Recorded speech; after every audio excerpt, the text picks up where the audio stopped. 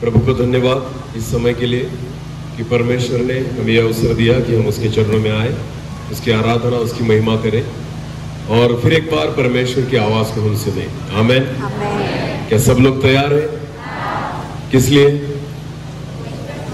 किसको सुनने के लिए? बोलो, किसको सुनने के लिए? कभी भी चर्च में मनुष्य को सुनने के लिए मत आना, केवल किसको सुनने के लिए आना? परमेश्वर को। बोलो, किसको सुनने के लिए? क्योंकि जब परमेश्वर हमसे बात करता है तो मनुष्य बदलता है। हालेलुया। और जब जब परमेश्वर हमसे बात करे तो हमारे जीवन में कुछ ना कुछ अद्भुत होने लग जाता है। हालेलुया। वचन में लिखा गया है कि उत्पत्ति की पुस्तक में परमेश्वर ने केवल शब्द बोले और सारी सृष्टि की रचना हो गई। आमीन। 6 दिन तक परमेश्वर ने शब्द के द्वारा बहुत अलग अलग बातों को बनाया, क्योंकि मेरा खुदा, मेरा परमेश्वर जब किसी बात को बोलता है, उसके मुंह से जब शब्द निकलते हैं तो वो नई रचना को करते हैं। आमीन। कुछ ना कुछ नया बनना शुरू हो जाता है। और इसलिए जब वचन के द्वारा परमेश्वर हमसे बात करता है तो हमारे जीवन को परमेश्वर एक नई रीति से बनाता है। हालेलुया। हमारे मन को वो नया कर देता है, हमारे जीवन को वो नया कर देता है, हमारे स्वभाव को परमेश्वर नया कर देता है। और इसलिए परमेश्वर जब हमसे बात करता है तो कुछ ना कुछ नया हमारे जीवन में होने लगता है। हालेलुया। सभी लोगों को हिंदी समझ में आती है? सभी लोगों को? किसी को कोई दिक्कत नहीं है ना? ओके, चलो परमेश्वर के वचन की ओर जाएंगे, एक छोटी सी प्रार्थना करेंगे, उसके बाद हम वचन की ओर जाएंगे। धन्यवाद पिता, फिर एक बार इस समय के लिए मैं आपको धन्यवाद देता हूं, आपके पवित्र चरणों में खुद को झुकाता हूं प्रभु। यही मेरी योग्यता है और मैं प्रार्थना करता हूं ये समय आपकी ओर से है पिता। प्रभु जी, आप बात कीजिए, हम सुनने वाले हैं प्रभु। बोल प्रभु, तेरा दास सुनता है, केवल आवाज मेरी हो, शब्द आपके हो। आप बोले और हम सुने, ऐसा होने दीजिए पिता, क्योंकि सारे लोग यहाँ पर मुझे सुनने के लिए नहीं और आपको सुनने के लिए बैठे हैं। इसलिए प्रभु जी, स्वर्ग के सिंहासन पर होकर आप हमसे बात कीजिए और आपके वचन के द्वारा आज हर एक व्यक्ति की आप सुधि लीजिए प्रभु। व्यक्तिगत रीति से हमें आज आप मुलाकात कीजिए पिता, और आपके वचन के द्वारा हर एक व्यक्ति आशीषित होने पाए, ऐसा होने दीजिए प्रभु। मैं प्रार्थना करता हूं आने वाला वचन हमारे आत्मिक जीवन के लिए एक आशीष का कारण बने, ऐसा होने दीजिए। मैं घटूं और आप ही बढ़े और आपके पवित्र नाम की महिमा हो, ऐसा होने दीजिए। सारा आदर, महिमा, जलाल आप ही को देते हुए प्रार्थना जिंदा खुदा प्रभु यीशु मसीह आपके सामर्थ्य और जीवित नाम से मांगते हैं। आमीन। बोलो हालेलुया। परमेश्वर के वचन में कुछ ऐसे लोग हैं जिनको परमेश्वर ने बहुतायत से आशीषित किया। हालेलुया।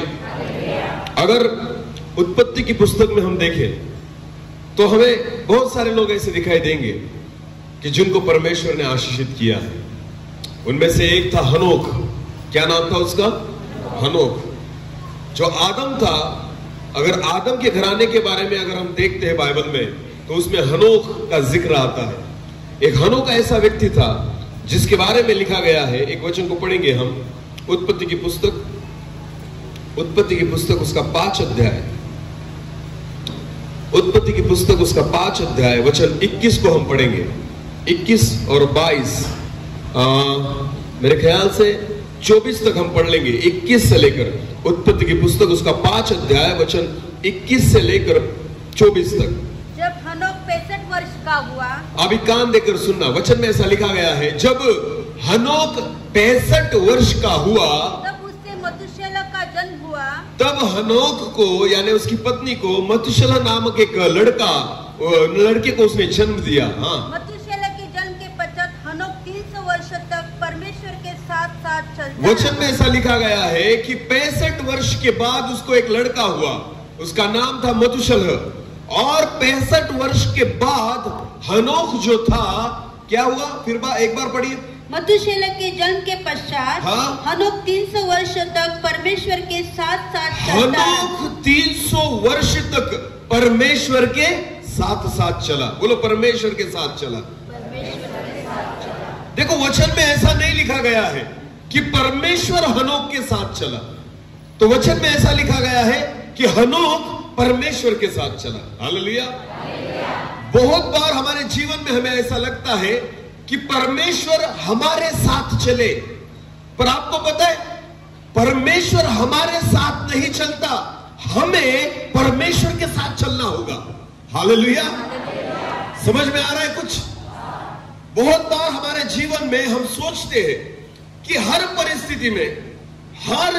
परिस्थिति में परमेश्वर जो है वो हमारे साथ चले, पर वचन ऐसा कहता है कि हनोक 300 साल तक परमेश्वर के साथ चला। हालेलुया। जब तक आप परमेश्वर के साथ चलना नहीं सीखेंगे, आप आशीषित नहीं हो सकते। आमीन। बहुत सारे व्यक्ति जो है, लोग जो है, वो गलत रीति से प्रार्थना करते हैं, प्रभु तू मेरे पास आ जा, हे प्रभु तू मेरे साथ चल, मैं जहां जाऊंगा तू मेरे साथ चल, मैं जो करूंगा मेरे कामों में मुझे मदद कर। मैं आपको कहना चाहता हूं, आप परमेश्वर को मत सिखाइए कि वो आपके साथ चले। परमेश्वर आपको सिखाना चाहता है कि आप उसके साथ चले। आमीन। हमें परमेश्वर के साथ चलना होगा। हालेलुया। क्योंकि वचन में लिखा गया है हनोक 300 साल तक परमेश्वर के साथ चला। आगे बढ़िए। और उसके और भी बेटे बेटियां उत्पन्न हुई। हाँ। इस प्रकार हनोक को कुल आयु 365 वर्ष की हुई। हाँ। हनोक परमेश्वर के साथ साथ चलता था। फिर एक बार लिखा गया है हनोक परमेश्वर के साथ साथ चलता था। फिर वह लोप हो गया। फिर वो लोप हो गया क्योंकि परमेश्वर ने उसे उठा लिया। क्योंकि परमेश्वर ने उसे उठा लिया। आमीन। तो मुझे एक बात बताइए, हमारे साथ परमेश्वर चले ये सीधा है, पर अगर मुझे परमेश्वर के साथ चलना पड़ेगा, ऐसा वचन में लिखा गया कि हनोक परमेश्वर के साथ चला, तो परमेश्वर दिखता है? हमें परमेश्वर दिखाई देता है? नहीं। क्या आपने परमेश्वर को देखा है? कैसा दिखता है, गोरा या काला? अरे बोलो, आपने देखा है परमेश्वर को? किसी मनुष्य ने परमेश्वर को आज तक देखा है? नहीं। अगर हमने परमेश्वर को देखा ही नहीं तो हम उसके साथ कैसे चल सकते हैं? क्योंकि साथ में चलने के लिए हमें वो व्यक्ति दिखना जरूरी है। हालेलुया। अगर कोई मुझे दिखता ही नहीं तो मैं उसके साथ कैसे चलूं? समझ में आ रहा है कुछ?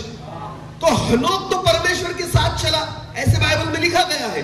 तो मुझे बताइए, अगर हनोक को परमेश्वर के साथ चलना था, इसका मतलब उसने परमेश्वर को कहां खोजा, कैसे खोजा, कैसे उसको समझ में आया कि हाँ यही मार्ग परमेश्वर का है, हाँ इसी रीति से मैं परमेश्वर के साथ चल सकता हूं।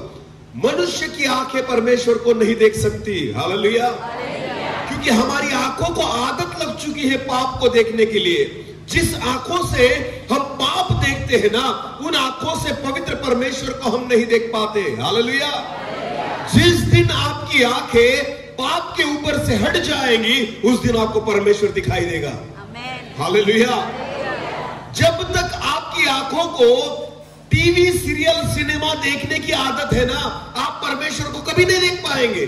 जब तक आपकी आंखें मोबाइल में गंदी बातें देखती है ना, आप परमेश्वर को कभी नहीं देख पाएंगे। जब तक आपकी आंखें व्यभिचार देखना चाहती है ना, आप परमेश्वर को कभी नहीं देख पाएंगे। जब तक आपकी आंखें गलत बातों को देखना चाहेगी, परमेश्वर को आप कभी नहीं देख पाएंगे। हालेलुया। क्योंकि इन्हीं आंखों से, जिन आंखों से मैं पाप की बातों को देखता हूं, उन्हीं आंखों से पवित्र परमेश्वर को नहीं देख सकते। हालेलुया। तो आपको पता है, अगर मुझे पता चलना चाहिए कि परमेश्वर कहां है, मैं परमेश्वर को अगर खोजना चाहता हूं, उसको ढूंढना चाहता हूं, उसको देखना चाहता हूं, तो पहले पापों से अपनी नजर हटा लो। हालेलुया।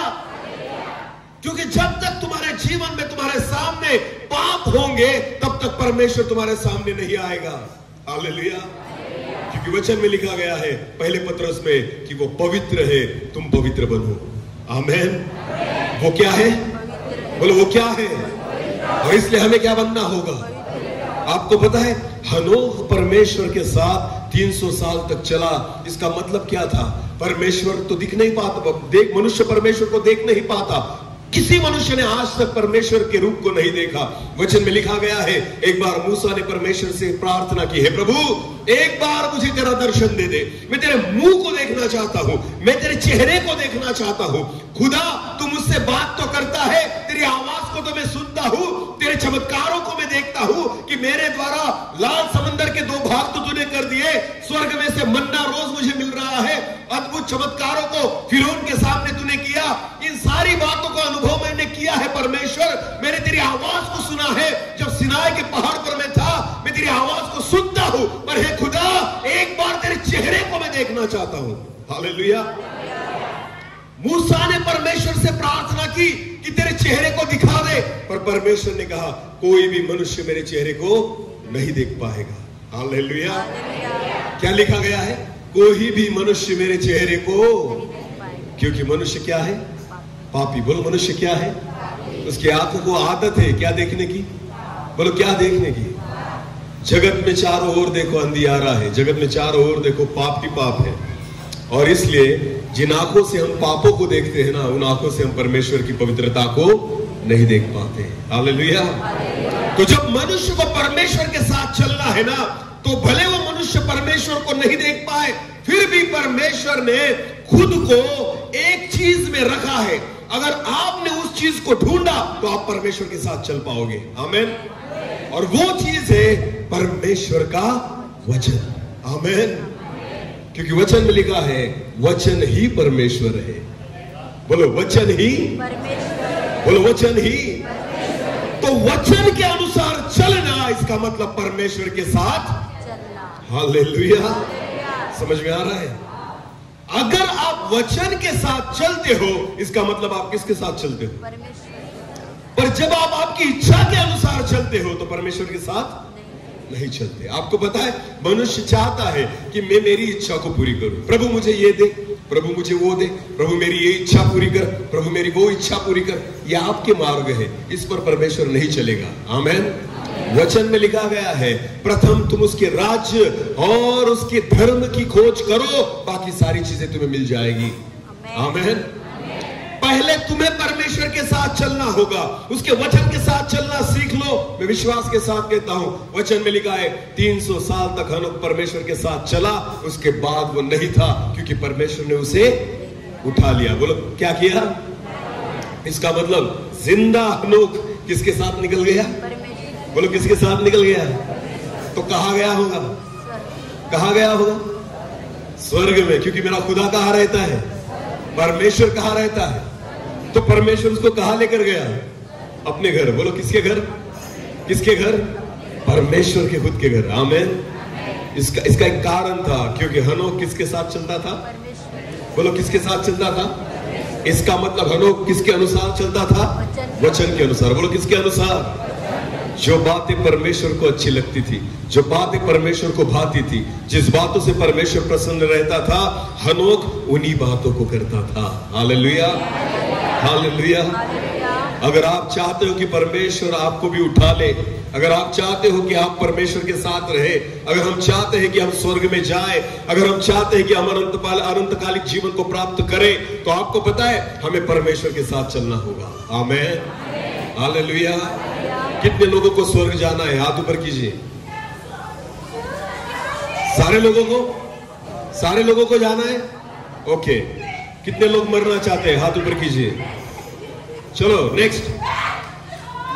फिर एक बार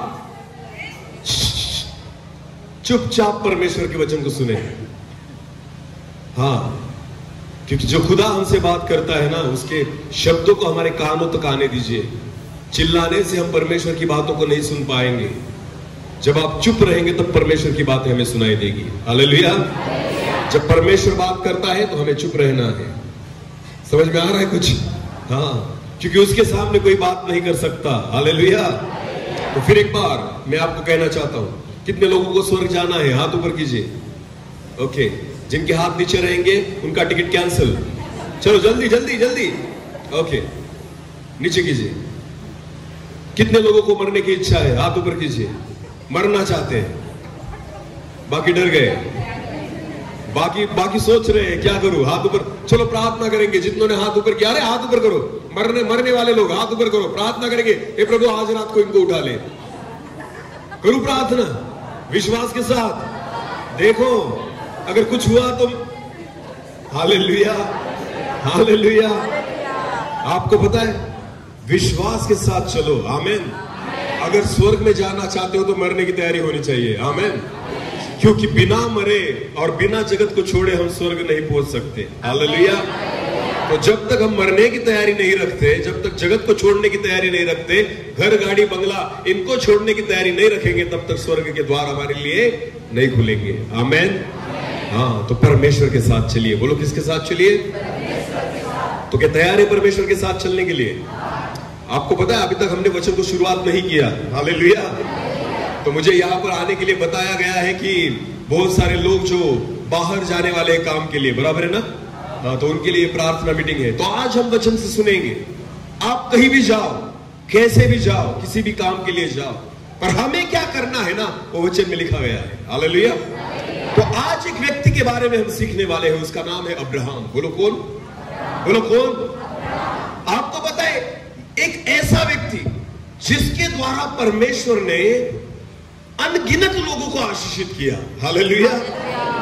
वचन में लिखा गया है कि परमेश्वर ने अब्राहम को कहा, हे अब्राहम। परमेश्वर उसको बाहर लेकर गया रात के समय और उसको कहा, ऊपर देख। तो रात के समय उसने देखा कि पूरे आकाश मंडल में बहुत सारे तारे थे। समझ में आ रहा है? बहुत सारे सितारे थे और परमेश्वर ने उसे कहा, गिन उनको। क्या कर? गिन। तो उसने कहा, हे प्रभु, इतने तारों को तो मैं गिन नहीं पाऊंगा। हालेलुया। अगर आपको कहा जाए बाहर जाओ और तारों को गिन कर आओ, तो संभव है? संभव है? हम नहीं गिन पाएंगे क्योंकि वो अनगिनत है। वो कितने हैं? जब अब्राहम को परमेश्वर ने कहा गिन इन तारों को, उसने कहा, हे प्रभु, ये तो असंभव है, इन तारों को मैं नहीं गिन पाऊंगा। तो परमेश्वर ने कहा, हे अब्राहम, मैं तुझे ऐसे ही आशीष करूंगा कि तू तेरी संतति को गिनने न पाएगा। आमीन, आमीन। वचन में लिखा गया है कि अब्राहम को तब एक भी लड़का नहीं था, संतति ही नहीं थी। हालेलुया। जब परमेश्वर ने उसको आशीषित किया, अभिवचन दिया, उसको बताया, वायदा किया, तब अब्राहम के पास एक भी संतति नहीं थी। और परमेश्वर कहता है, तारों को गिन, अगर गिन पाएगा तो इतने तेरी संतति इतनी बढ़ेगी और ऐसे मैं तुझे आशीषित करूंगा। और अब्राहम के पास तो कुछ भी नहीं था, पर आपको पता है परमेश्वर ने उसको वैसे ही आशीषित किया। हालेलुया। अनगिनत संतति से परमेश्वर ने उसको आशीषित किया। क्यों अब्राहम आशीषित हुआ? क्यों परमेश्वर उसके साथ था? क्यों परमेश्वर उसके संतति के साथ था? क्यों परमेश्वर आज भी इजराइल लोगों के साथ है? ये वचन से आज हम देखेंगे। आमीन। चलो एक वचन को निकालेंगे। उत्पत्ति की पुस्तक उसका 12वां अध्याय। उत्पत्ति की पुस्तक उसका 12वां अध्याय, वचन 1 से लेकर 5 तक पहले पढ़ेंगे। यहोवा ने अब्राम से कहा। उत्पत्ति की पुस्तक उसका 12वां अध्याय, वचन 1 से लेकर 5। आगे पढ़ेंगे, फिर एक बार पढ़िए। यहोवा ने अब्राम से कहा। यहोवा परमेश्वर ने अब्राहम से कहा, अपने देश और अपने कुटुंबियों, कान देकर सुनना, अपने देश और अपने कुटुंब को और अपने पिता के घर को छोड़कर, और अपने पिता के घर को छोड़कर दूर देश में चला जा। तू दूर देश में चला जा, जो मैं तुझे दिखाऊंगा। जो मैं तुझे दिखाऊंगा। हालेलुया। तो पहली बात, अब्राहम को परमेश्वर ने क्या कहा कि तू तेरा घर छोड़ दे, तेरे लोग छोड़ दे, तेरे रिश्तेदारों को छोड़ दे और ये सारी चीजें छोड़कर मैं तुझे बोलता हूं उस जगह पर निकल जा। आगे आगे पढ़िए। और मैं तुझसे एक बड़ी जाति बनाऊंगा। और मैं तुझसे एक बड़ी जाति बनाऊंगा। हालांकि उसको एक भी लड़का नहीं था, फिर भी परमेश्वर ने उसे कहा, अगर तू मेरी सुनेगा, अगर तू मेरी मानेगा, अगर सारी चीजों को छोड़कर अगर यहां से तू निकल जाएगा, तो वचन में लिखा है, मैं तुझसे एक बड़ी जाति बनाऊंगा। आगे। और तुझे आशीष दूंगा। और तुझे आशीष दूंगा। और तेरा नाम महान करूंगा। तेरा नाम महान करूंगा। और तू आशीष का मूल होगा। और तू आशीष का मूल होगा। आगे। जो तुझे आशीर्वाद दे, जो कोई तुझे आशीर्वाद दे, उन्हें मैं आशीष दूंगा। उन्हें मैं आशीष दूंगा। और जो तुझे कोसे, और जो तुझे श्राप दे, उसे मैं श्राप दूंगा। उनको मैं श्राप दूंगा। और भूमंडल के सारे कुल तेरे द्वारा आशीष पाएंगे। वचन में लिखा गया है, भूमंडल के सारे कुल तेरे द्वारा क्या करेंगे? आशीषित होंगे। आमीन। प्रभु यीशु मसीह का जन्म किसके कुल में हुआ? बोलो किसके? अब्राहम का वंशज था याकूब। आमीन। और याकूब के 12 गोत्र और उन 12 गोत्र में से यहूदा गोत्र, और उस यहूदा में प्रभु यीशु मसीह का जन्म हुआ। इसलिए वचन में लिखा गया है, तेरे कुल के द्वारा, तेरे द्वारा पृथ्वी के सारे कुल आशीषित होंगे। आमीन। क्योंकि यहूदा जो है वो तेरे ही पेट से आएगा, यहूदा जो है तेरे ही बीज से आएगा, और उसी में से प्रभु यीशु मसीह का जन्म होगा जो सारी पृथ्वी के लोगों को आशीषित करेगा। आमीन। कितनी बड़ी आशीष परमेश्वर ने अब्राहम को दी थी। हालेलुया। पर एक था कि तुझे सब कुछ छोड़ना होगा। आमीन। छोड़ना होगा। अपने घर को, अपने रिश्तेदारों को, सारी गलत बातों को, सारी पुरानी बातों को छोड़ना होगा, तब जाकर ये सारी चीजें तुझे मिलेगी। आगे पढ़ो। यहोवा की इस वचन के अनुसार देखो देखो, वचन में ऐसा लिखा है, यहोवा के इस वचन के अनुसार अब्राहम चला और लूत भी उसके संग चला। अकेला अब्राहम नहीं था, उसके साथ कौन था? लूत। लूत कौन था? उसके भाई का लड़का। बोलो, लूत कौन था? उसके अब्राहम का जो भाई था उसका वो लड़का था लूत। अभी लूत भी अब्राहम के साथ चल पड़ा। आगे पढ़ो। और जब अब्राहम हारान देश से निकला, उस समय वो अपनी 75 वर्ष का था।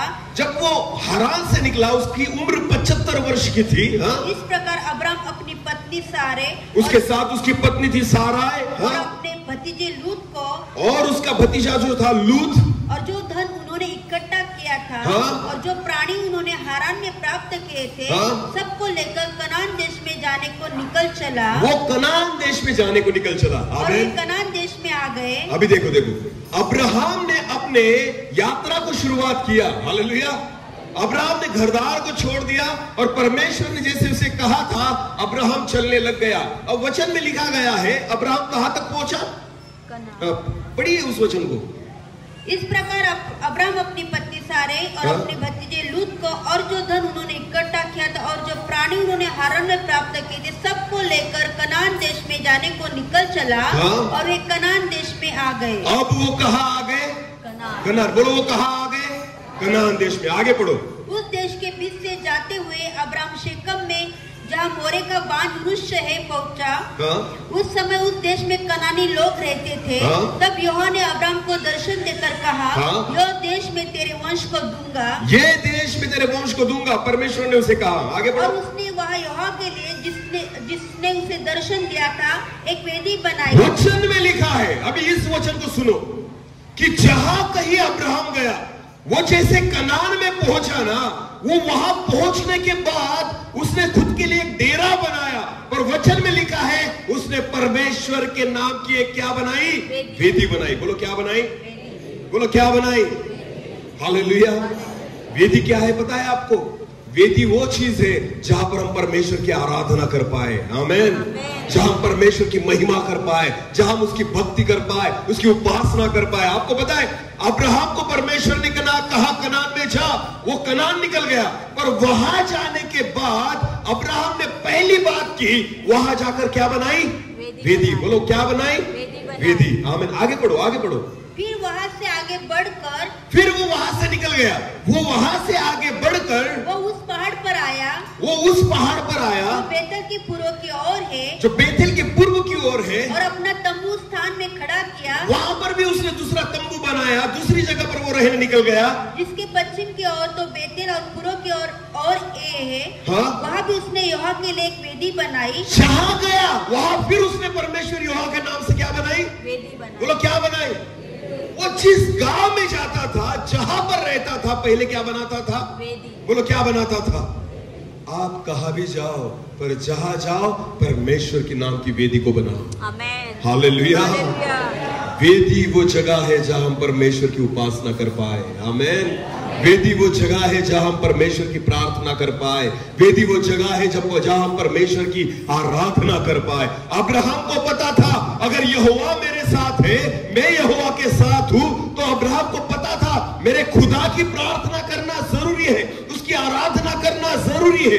इसलिए अब्राहम जहां कहीं गया और जहां जहां रहा, वहां उसने पहले परमेश्वर के नाम से क्या बनाई?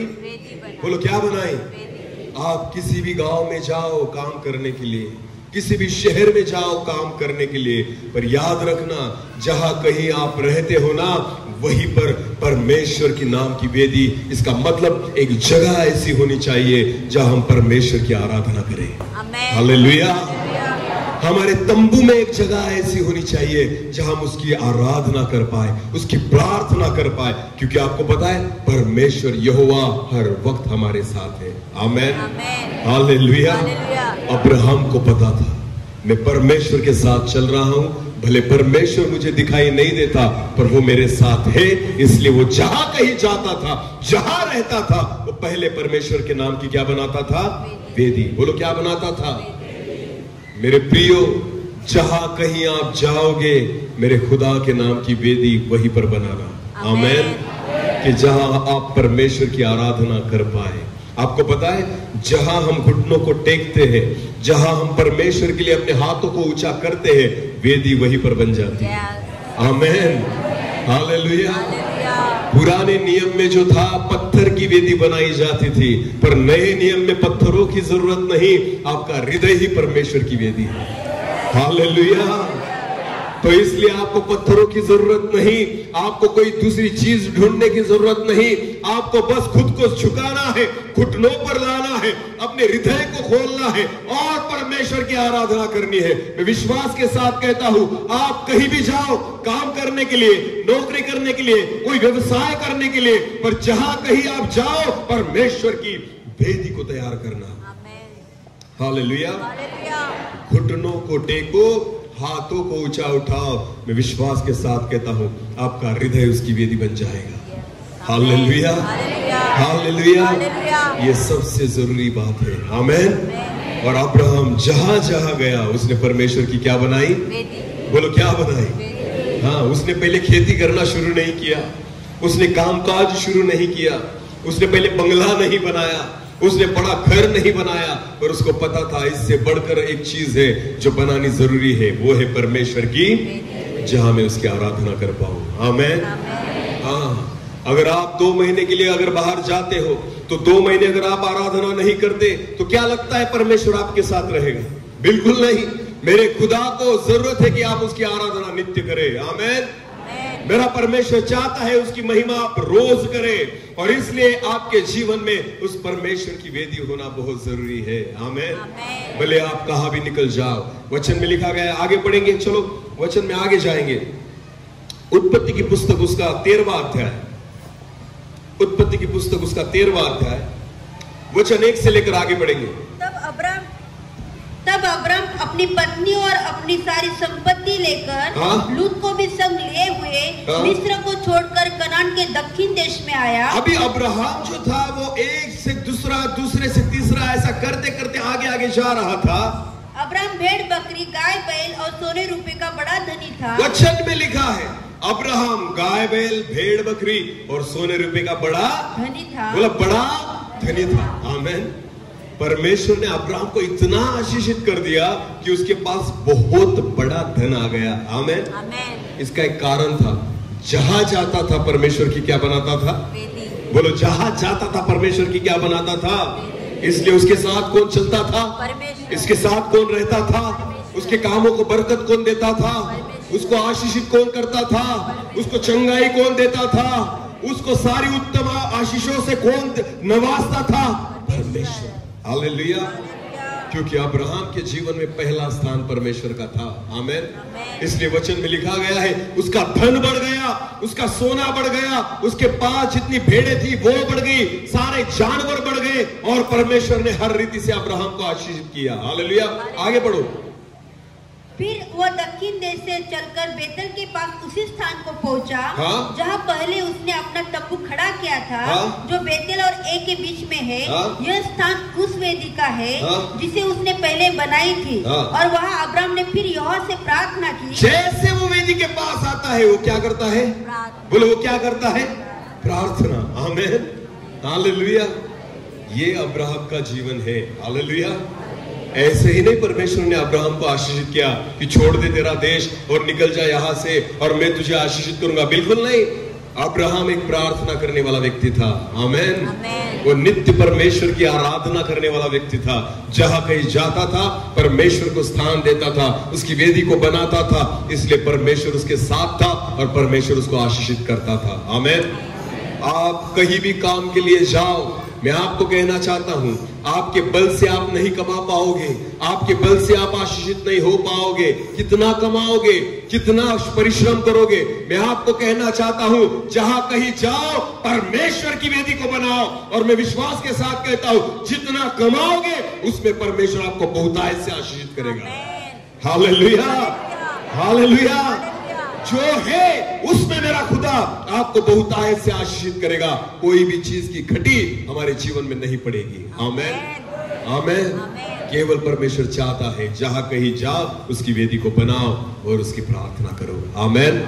अब्राहम वेदी के पास आया, फिर उसने अपने हाथों को उठाया और उसने परमेश्वर यहोवा की प्रार्थना की। आगे बढ़ो। लूत के पास भी जो अब्राहम के साथ चलता था, भेड़ बकरी गाय बैल और तंबू थे।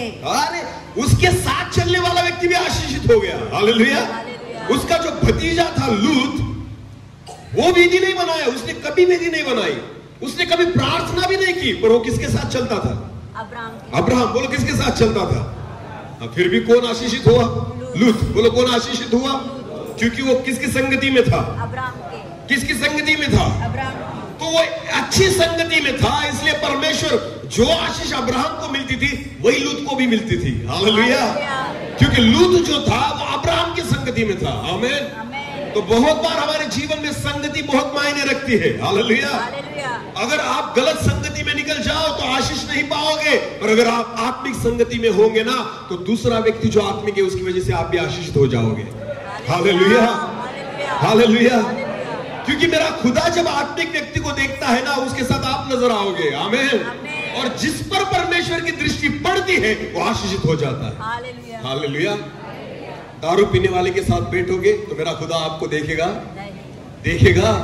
पर एक सेवक के साथ अगर आप बैठोगे तो मेरा परमेश्वर आपकी ओर नजर लगाएगा। आमीन। एक प्रार्थना करने वाले व्यक्ति के साथ अगर आप बैठोगे परमेश्वर आपको देखेगा। एक आराधक व्यक्ति के साथ अगर आप रहोगे परमेश्वर आपको देखेगा। गलत संगति में मत रहो, गलत संगति में मत वक्त बिताओ। पीने वाला, खाने वाला, 2 नंबर करने वाला, गलत बातें करने वाला, भले आप दारू नहीं पीते फिर भी पीने वाले के साथ कभी खड़ा नहीं रहना, क्योंकि मेरा परमेश्वर उसको देखता, उसको देखना नहीं चाहता। हालेलुया। इसलिए परमेश्वर की इच्छा है गलत संगति से दूर रहो। आमीन। कहीं भी जाओ पर गलत संगति से दूर रहो, आत्मिक लोगों से संगति करो। आमीन। किससे संगति करो? आत्मिक लोगों। लूत जो था वो अब्राहम के साथ था, इसलिए आशीषित हुआ। हालेलुया। एक विश्वासी व्यक्ति के साथ, एक प्रार्थना करने वाले व्यक्ति के साथ लूत था, इसलिए अब्राहम के द्वारा परमेश्वर ने लूत को भी आशीषित किया। क्योंकि वचन में लिखा है उसकी भी भेड़ें बढ़ गई, उसकी भी संपत्ति बढ़ गई, उसका भी धन बढ़ गया, क्योंकि वो किसके साथ था? अब्राहम के साथ। बोलो किसके साथ था? अब्राहम के साथ। वेदी किसने बनाई? अब्राहम ने। बोलो किसने बनाई? अब्राहम। लूत ने बनाई। प्रार्थना किसने की? अब्राहम। लूत ने की। परमेश्वर ने किसको बुलाया? अब्राहम को। लूत को बुलाया, फिर भी आशीषित कौन हुआ? लूत। बोलो कौन हुआ? क्योंकि वो किसके साथ था? अब्राहम के। बोलो किसके साथ था? और अब्राहम के साथ कौन था? परमेश्वर। बोलो अब्राहम के साथ कौन था? ऐसे व्यक्ति के साथ संगति करो जिसके साथ खुदा खड़ा है। आमीन। ऐसे व्यक्ति के साथ संगति करो जिसके साथ परमेश्वर खड़ा है। हालेलुया। जब आप आत्मिक व्यक्ति के साथ संगति करते हो आप ऑटोमेटिकली आशीषित हो जाते हो। हालेलुया। पर गलत व्यक्ति के साथ अगर संगति करोगे तो आप भी श्रापित हो जाओगे, क्योंकि परमेश्वर उसको गुस्से से देखता है। किसको? दारू पीने वालों को प्रेम से देखेगा मेरा परमेश्वर? बोलो। नहीं। चोरी करने वालों को ऐसे प्यार से देखेगा परमेश्वर? झूठ बोलने वाले को परमेश्वर प्यार से देखेगा? खून करने वाले को प्यार से देखेगा? विचार करने वाले को प्यार से देखेगा? फिर ऐसे लोगों के साथ अगर आप जाकर खड़े हो गए तो परमेश्वर आपको भी कैसे देखेगा? गुस्से से। बोलो कैसे? क्योंकि आप किसके साथ खड़े हो? जो व्यक्ति क्या कर रहा है? गलत बात कर रहा है, विचार कर रहा है, चोरी कर रहा है, दारू पी रहा है। गलत संगति में मत बैठना, क्योंकि उसकी वजह से परमेश्वर आपको भी गुस्से से देखेगा। हालेलुया। समझ में आ रहा है? कुछ समझ में आ रहा है? हाँ। तो गांव से बहुत दूर जाएंगे काम करने के लिए ना, दूसरे शहर में जाएंगे काम करने के लिए, वहां बहुत ध्यान से रहना कि हम किसके साथ संगति कर रहे हैं। हालेलुया। सामने वाला व्यक्ति पीने वाला तो नहीं, सामने वाला व्यक्ति गलत बातें करने वाला तो नहीं, उसके विचार तो गलत नहीं, गलत बातें देखने वाला तो नहीं, व्यभिचारी विचार वाला तो नहीं, चोरी करने वाला तो नहीं। आपको पता है जहां कहीं जाओ ऐसी संगति में रहो जो आत्मिक हो। आमीन। जो प्रार्थना में रहने वाले व्यक्ति हो, जिसके पास वेदी हो, जो परमेश्वर की नित्य आराधना करने वाले व्यक्ति हो। इसलिए गलत संगति में मत रहना, वरना आप भी श्रापित हो जाओगे। पर आत्मिक संगति में रहे तो उनके वजह से आप भी आशीषित हो जाओगे। हालेलुया। क्योंकि मेरा परमेश्वर आत्मिक लोगों को प्यार से देखता है। बोलो कैसे देखता है? और उसके साथ जो भी खड़ा हो गया ना, उसको भी परमेश्वर आशीषित करेगा। आमीन। जैसे परमेश्वर ने अब्राहम के द्वारा किसको आशीषित किया? लूत को। बोलो किसको आशीषित किया? ओके, आगे बढ़ो, आगे बढ़ो। अब्राहम और लूत की भेड़ बकरी और गाय बैल के चरवाहों में झगड़ा हुआ। हाँ, पर प्रॉब्लम क्या था कि अब्राहम की भेड़ बकरियां और लूत की भेड़ बकरियां जो थी, वो चराने वाले जो चरवाहे थे, उन दोनों के बीच में क्या हो गया? झगड़ा। बोलो क्या हो गया? झगड़ा हो गया। आगे बढ़ो। हाँ, उस समय कनानी और परिज्जी लोग उस देश में रहते थे। हाँ? तब अब्राहम लूत से कहने लगा, हाँ? मेरे और तेरे बीच और मेरे और तेरे चरवाहों के बीच में झगड़ा न होने पाए। हाँ, अब्राहम की इच्छा थी, हम रिश्तेदार हैं, इसलिए हमारे बीच में कोई झगड़ा नहीं होना चाहिए। हालेलुया। ये अच्छे विचार है अब्राहम के जीवन में। आमीन। हाँ, अब्राहम को चाहिए था कि हमारे में प्यार बना रहे, हमारे में संगति बनी रहे, हमारे में एक दूसरे के लिए प्यार जो है वो वैसे ही बना रहे, हमारे साथ एक दूसरे का झगड़ा न हो। हालेलुया। परमेश्वर चाहता है कि हम एक दूसरे के साथ न झगड़े। आमीन। परमेश्वर के लोगों, अगर आप एक ही चर्च में आते हो ना, तो बिल्कुल एक दूसरे के साथ मत झगड़ना, मत लड़ना, क्योंकि परमेश्वर को यह बात पसंद नहीं है। अगर आप विश्वासी परिवार हो तो आपके परिवार में कभी भी आप मत लड़ना और मत झगड़ना, क्योंकि ये बात मेरा खुदा पसंद नहीं करता। हालेलुया। अब्राहम परमेश्वर का भय मानने वाला व्यक्ति था, इसलिए उसने कहा कि तेरे चरवाहे और मेरे चरवाहे जो है ना, वो एक दूसरे से लड़ते हैं और ये बात अच्छी नहीं। उससे अच्छा क्या है? आगे बढ़ो। क्योंकि हम लोग भाई बंधु हैं। अरे हम तो भाई भाई हैं। हालेलुया। हम सब भाई हैं। अगर एक चर्च में हम आते हैं, एक कलीसिया के हम सभासद हैं, हम आराधना यहाँ पर करते हैं, एक ही वचन को अगर हम सुनते हैं, तो हम सब भाई हैं। हमारे बीच में लड़ाई नहीं होनी चाहिए। आमीन। समझ में आ रहा है? कुछ आ रहा है? कुछ लड़ाई नहीं होनी चाहिए, क्योंकि हम परमेश्वर के संतान हैं। आमीन। और इसलिए अब्राहम ने कहा ये बात अच्छी नहीं, क्योंकि हम तो भाई हैं। आगे बढ़ो। क्या सारा देश तेरे सामने नहीं? हाँ? इसलिए मुझसे अलग हो जा। हाँ? यदि तू बाईं ओर जाए तो मैं दाहिनी ओर जाऊंगा। अब्राहम लूत से अलग क्यों होना चाहता था? इसलिए नहीं कि अब्राहम उससे द्वेष करता था, पर इसलिए कि क्या हो रहा था उनमें? झगड़े। बोलो क्या हो रहे थे? अब्राहम चाहता था मैं तुझसे झगड़ना नहीं चाहता, मुझे लड़ना नहीं है, मुझे पाप में नहीं गिरना है। उससे अच्छा है तू दूर चला जा। हालेलुया। उससे क्या अच्छा है? तू दूर चला जा, और दूर तुझे जहां चाहिए ना वो अच्छी भूमि तू ले ले, और मैं कहीं भी निकल जाऊंगा, पर लड़ना नहीं। आमीन। हालेलुया। आगे आगे पढ़ो। यदि तू बाईं ओर जाए तो मैं दाहिनी ओर जाऊंगा, और यदि तू दाहिनी ओर जाए तो मैं बाईं ओर जाऊंगा। बाईं ओर जाएगा तो मैं दाहिनी ओर निकल जाऊंगा, तू पूर्व की ओर जाएगा तो मैं पश्चिम की ओर निकल जाऊंगा। हालेलुया। आगे। तब लूत ने आंख उठाकर यरदन नदी के पास वाली सारी तराई को देखा। अभी लूत जो था, उसको अब्राहम ने कहा तुझे जो चाहिए ना वो जमीन तू ले ले। आमीन। तो लूत ने चारों ओर ऐसे घूम कर देखा कि कहाँ जाऊं मैं। हालेलुया। तो आगे बढ़ो। यरदन नदी के पास वाली सारी तराई को देखा कि वह सब सींची हुई है। हाँ? जब तक यहोवा ने सदम और अमोरा को नष्ट न किया था, हाँ? तब तक सोर के मार्ग तक वह तराई यहोवा की वाटिका और मिस्र देश के समान उपजाऊ थी। जिस जमीन को सदोम को लूत ने चुना था ना, वो एदेन की वाटिका के समान थी। बोलो किसके समान? एदेन की वाटिका, जैसे परमेश्वर ने खुद लगाई हो। हालेलुया। हरी भरी, बहुत सारा पानी वहां पर था, सारी उत्तम चीजें थी। उस जमीन को लूत ने चुन लिया और उसका नाम था सदोम और गमोरा। हालेलुया। आगे बढ़ो। इसलिए लूत अपने लिए यरदन की सारी तराई को चुन के पूर्व की ओर चला, और लूत ने अच्छे भाग को चुन लिया और वो उसके ओर निकल गया, और वह एक दूसरे से अलग हो गए। और अब्राहम और लूत एक दूसरे से क्या हो गए? एक आत्मिक व्यक्ति एक जगत के व्यक्ति के साथ अलग हो गया। हालेलुया। अब देखना क्या होता है आगे। आगे बढ़ो।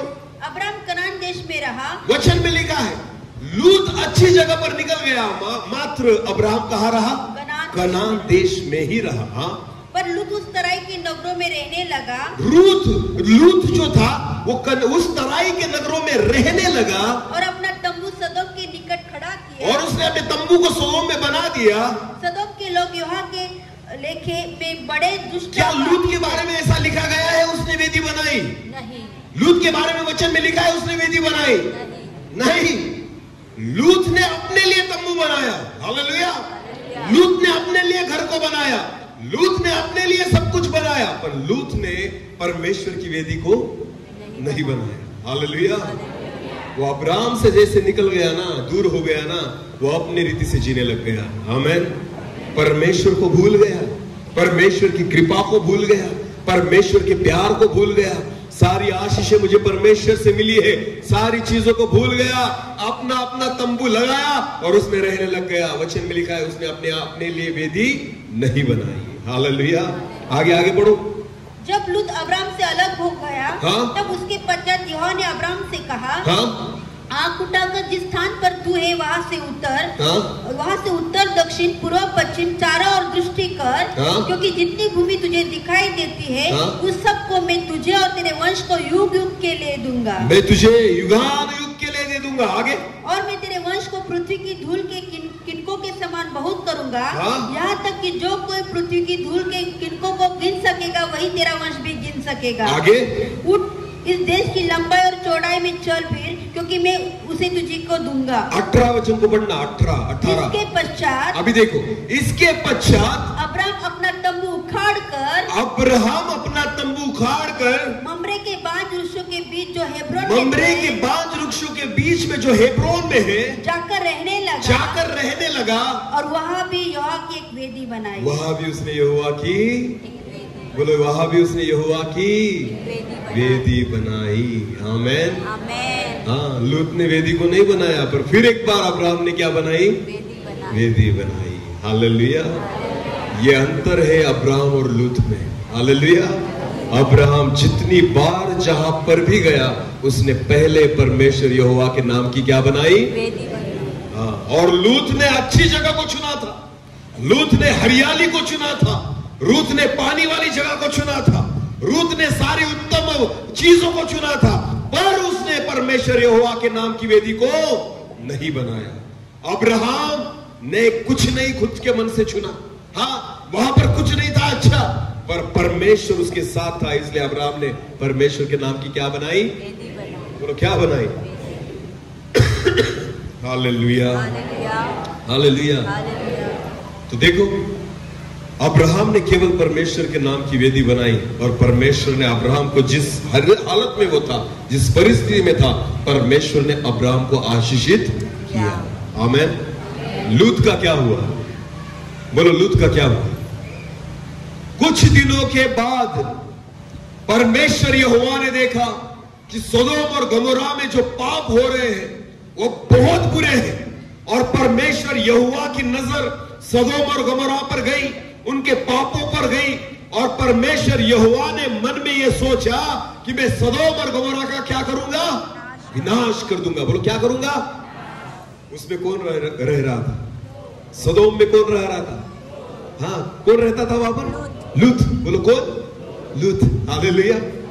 परमेश्वर की प्रार्थना नहीं, उसकी आराधना, उसकी वेदी नहीं। हालेलुया। आपको पता है, पर वेदी किसके साथ थी? अब्राहम। बोलो, किसके साथ थी? अब्राहम के साथ। प्रार्थना कौन करता था? अब्राहम। आराधना कौन करता था?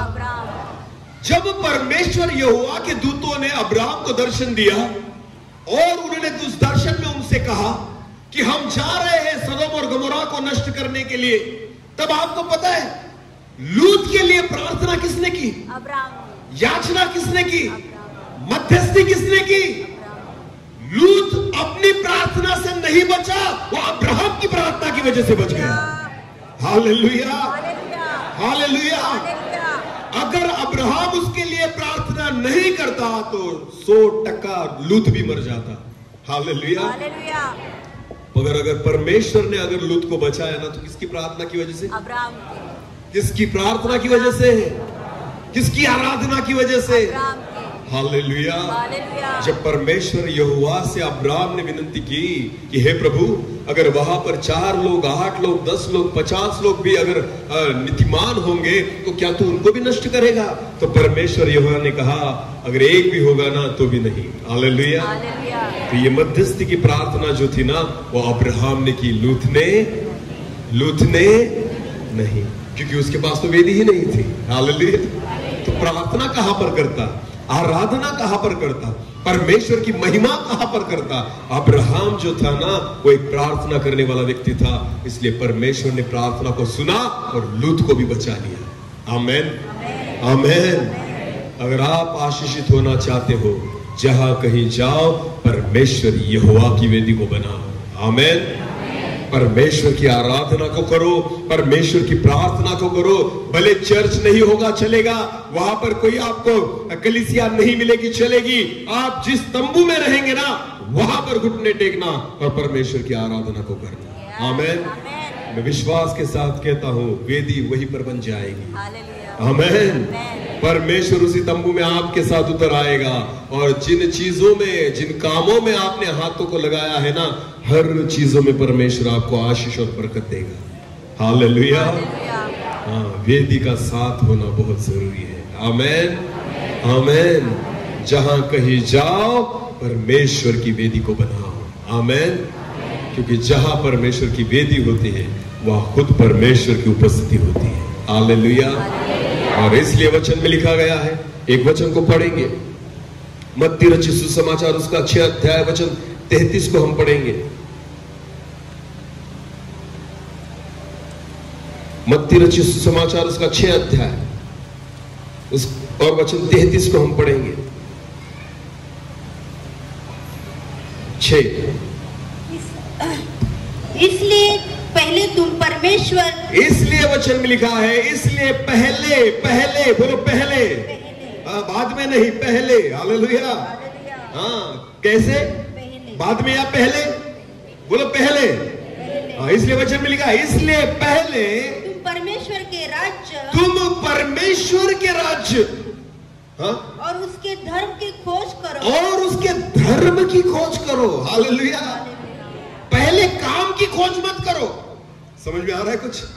मैं कैसे कमाऊंगा, कहां से कमाऊंगा, कहां से ज्यादा मिलेगा, क्या करने से ज्यादा मिलेगा, जगत की बातों की खोज बाद में करो।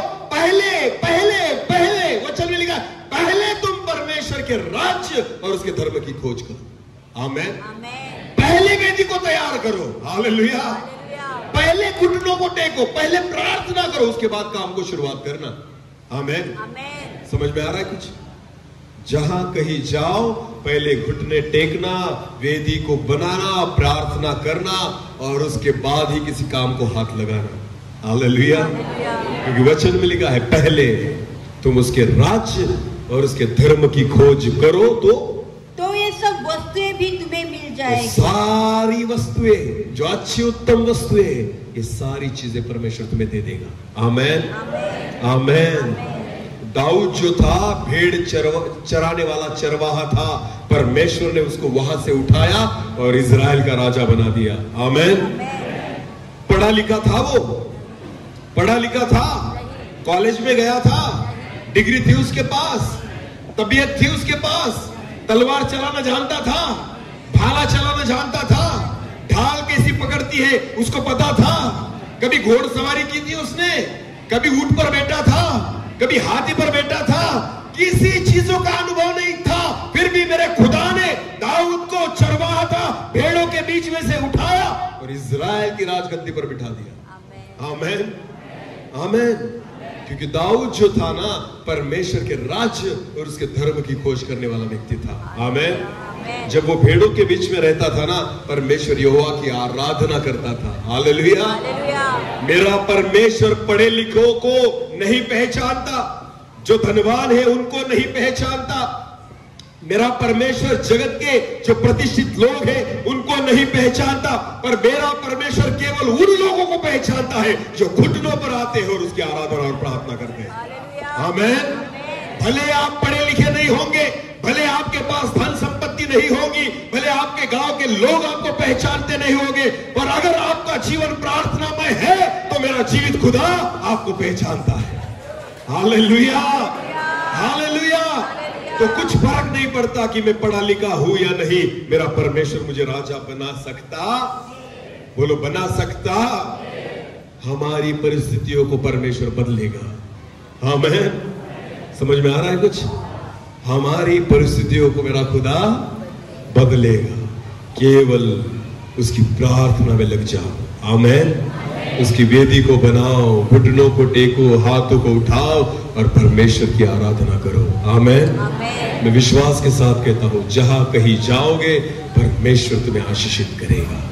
आमीन, आमीन। एक आखिरी वचन को पढ़ेंगे, यहोशू की पुस्तक, यहोशू की पुस्तक उसका पहला अध्याय और वचन 9 को हम पढ़ेंगे। यहोशू की पुस्तक उसका पहला अध्याय और वचन 9 हम पढ़ेंगे।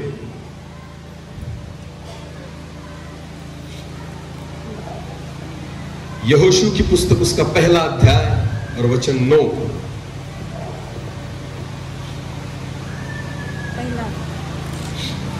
किसी को अगर मिलता है तो जल्दी पढ़ेंगे।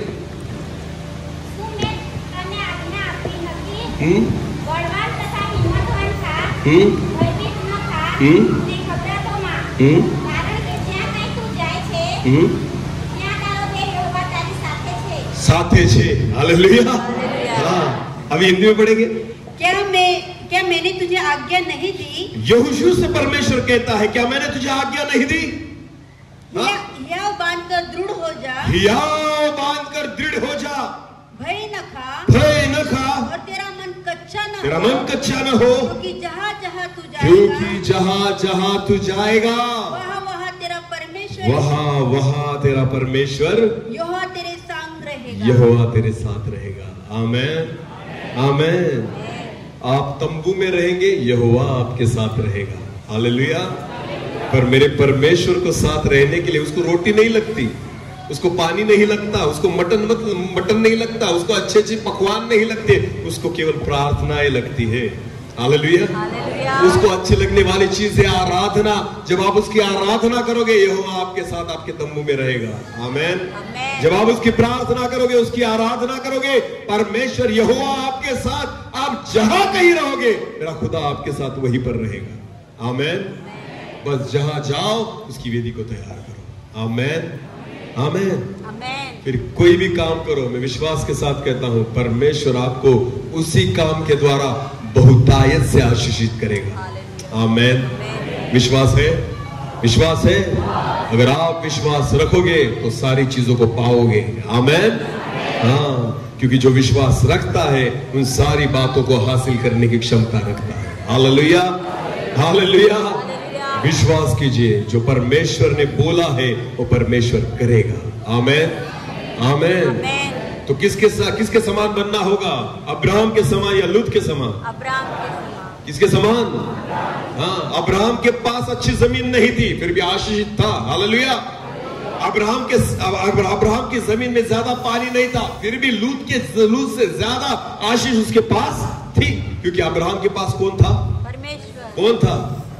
लूत के पास अच्छी जमीन थी, बहुत सारा पानी था, सारी भेड़ बकरियां थी। और वचन में लिखा है, जब सदोम और गमोरा को परमेश्वर ने नष्ट किया, लूत अपनी जान को बचाकर भागा।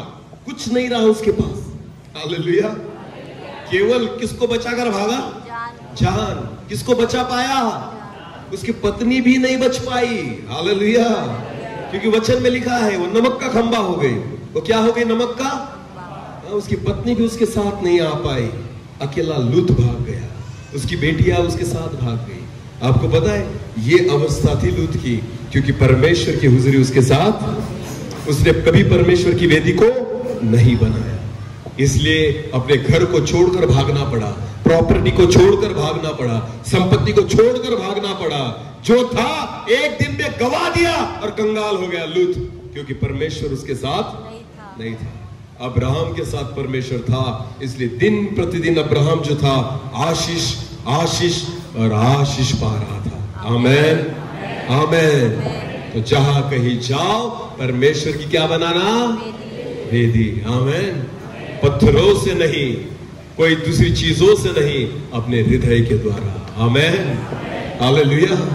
जब आप अपने पूरे हृदय से उसकी आराधना करेंगे, अपने हाथों को उठाएंगे, मैं विश्वास के साथ कहता हूं इस वेदी के द्वारा जो भी प्रार्थनाएं की जाएगी मेरा खुदा सुनेगा और आपको आशीषित करेगा। हालेलुया। अपनी आंखों को बंद करेंगे। इस समय हम सब प्रार्थना में जाएंगे। सब लोग अपनी आंखों को बंद करेंगे, हम प्रार्थना में जाएंगे। एक दूसरे की ओर नहीं वरन परमेश्वर की ओर अपने मन को हम लगाएंगे। हमारा परमेश्वर हमें देख रहा है, उसकी नजरें हमारे ऊपर है और खुदा चाहता है हम उसकी आराधना करें, हम उसकी महिमा करें, उसकी प्रार्थना करें, हम उस परमेश्वर के नाम को ऊंचा उठाएं। परमेश्वर चाहता है।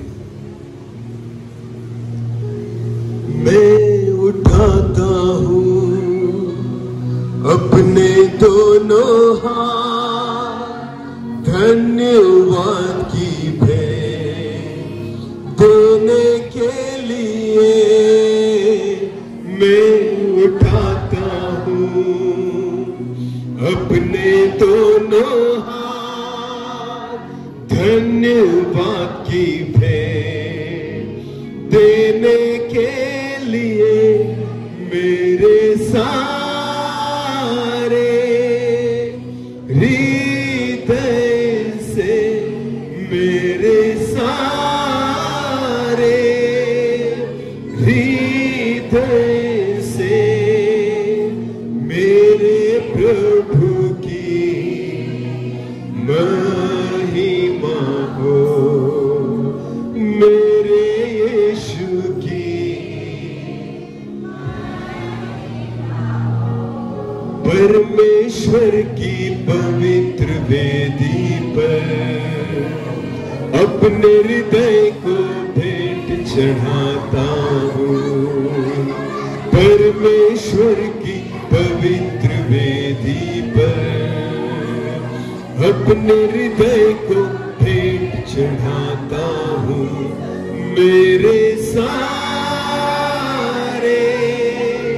हृदय से, मेरे सारे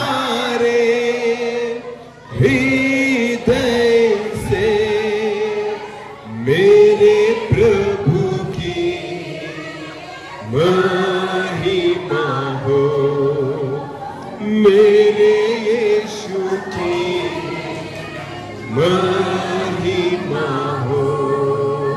मेरा परमेश्वर तू मेरा सहारा, तेरा वचन मेरे लिए ज्योति। मेरा परमेश्वर तू मेरा सहारा, तेरा वचन मेरे लिए ज्योति।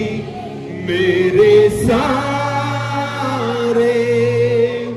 हृदय से, मेरे सारे हृदय से मेरे प्रभु की महिमा हो, मेरे यीशु की महिमा हो, मेरे राजा की महिमा हो।